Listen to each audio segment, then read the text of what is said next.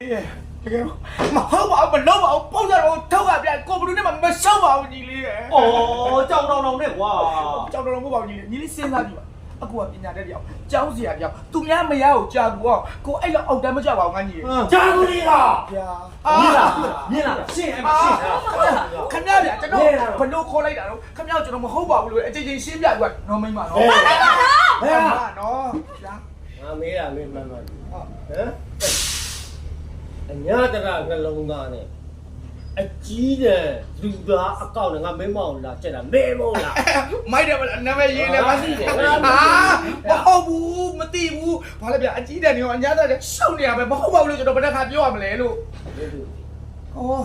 မသိပါဘူးဆိုမှာ မင်းမမင်းသူ 哦，没对吧？我是没得哈。 အဲ့မသိတာလေလို့တော့ဖောက်ပြန်တယ် ဟုတ်ပါမသိပါဘူးဆိုတာကျွန်တော်ကဘယ်လိုပေါက်ပြန်မလဲတေချာရှင်းပြလိုက်ပါမိမရေ 妈没干嘞，谁家不说好？ အမရေခမရဗျာကွိုင်ပဲ ဟာမင်းတို့အဲ့ဒီစင်တော့ ဟာဝိုင်နော် အေးဟုတ် ခမရဗျာကွိုင်ပဲ